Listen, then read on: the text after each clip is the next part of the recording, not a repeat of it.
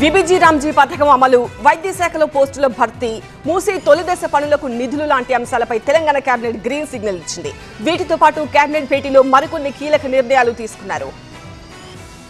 Telangana cabinet భేటీలో కీలక నిర్ణయాలు తీసుకున్నారు. విబిజి రామ్జీ పథకం అమలుకు ఆమోదం తెలిపారు. పథకం అమలు చేస్తూనే న్యాయ పోరాటం చేయాలని నిర్ణయించారు. చట్టంలో మార్పులపై సుప్రీంకోర్టుకు వెళ్తామని చెప్పారు మంత్రి పొంగులేటి శ్రీనివాసరెడ్డి. అనివార్యంగా దేశంలోని కొన్ని రాష్ట్రాలు ఏవైతే ఒప్పుకున్నాయో అదే రకంగా తెలంగాణ రాష్ట్రం కూడా గత్యంతరం లేని పరిస్థితిలో ఒప్పుకుంటూ న్యాయపరంగా దీని మీద అప్రోచ్ అవ్వాలని ఈరోజు కేబినెట్ తీర్మానించడం జరిగింది. హైదరాబాద్ నలుదిక్కులా నిర్మిస్తున్న 4 టిమ్స్ హాస్పిటల్స్ తో పాటు వరంగల్లో నిర్మిస్తున్న సూపర్ స్పెషాలిటీ ఆసుపత్రిలో వైద్య సిబ్బంది కోసం 6,278 పోస్టులు మంజూరు చేస్తూ కేబినెట్ నిర్ణయం తీసుకుంది.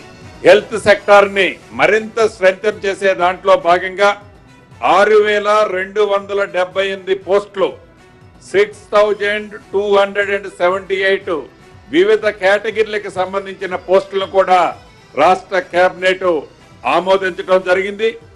గాంధీ సరోవర్ ప్రాజెక్టుకు తెలంగాణ కేబినెట్ అనుమతించింది.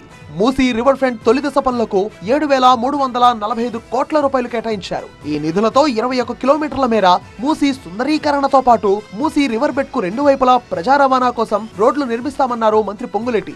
మూసీ ప్రక్షాళన చేసే దాంట్లో భాగంగా ఫేజ్ 1 కి సంబంధించి గాంధీ సరోవర్ కు ఉన్న వి షేప్ లో ఉన్న ఆ మూసీ రివర్ ని 21 కిలోమీటర్లు ఫస్ట్ ఫేజ్ లో రాబోయే కొద్ది రోజుల్లో టెండర్ పిలవటానికి ప్రిపేర్ చేశారు.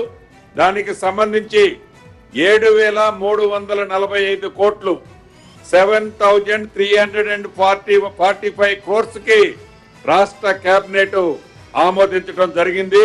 ప్రభుత్వ విద్యా సంస్థల్లో ఇంటర్ వరకు ఇకపై టీచర్లు, లెక్చరర్లు సిబ్బందికి అల్పాహారం, మధ్యాహ్న భోజనం అందించేందుకు కేబినెట్ గ్రీన్ సిగ్నల్ ఇచ్చింది. ఈ విద్యార్థులతో పాటు సుమారు 1,00,000 మంది టీచర్స్ తో పాటు లెక్చరర్స్, సిబ్బంది వారికి కూడా ఉచిత టిఫిన్, పాలు, అదే రకంగా భోజనాన్ని కూడా ఏర్పాటు చేయాలని రాష్ట్ర కేబినెట్ ఈ రోజు నిర్ణయం తీసుకోవడం జరిగింది. నవోదయ విద్యాలయాలకు మహబూబ్ నగర్ జిల్లా పెద్దాయిపల్లిలో 20 ఎకరాలు, సూర్యాపేట జిల్లా కోదాడలో 19 ఎకరాల ప్రభుత్వ భూమి కేటాయిస్తూ ప్రభుత్వం నిర్ణయం తీసుకుంది.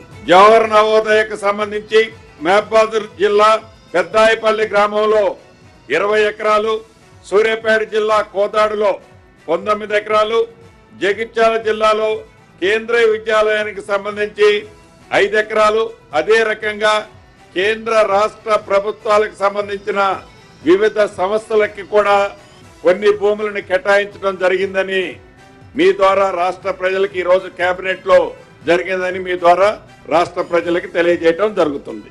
వరంగల్ జిల్లాలో గోడౌన్ల కోసం 50 ఎకరాలు కేటాయించడంతో పాటు కేంద్ర రాష్ట్ర సంస్థలకు పలు చోట్ల భూములు కేటాయించేందుకు కేబినెట్ లో పచ్చజెండా ఊపారు.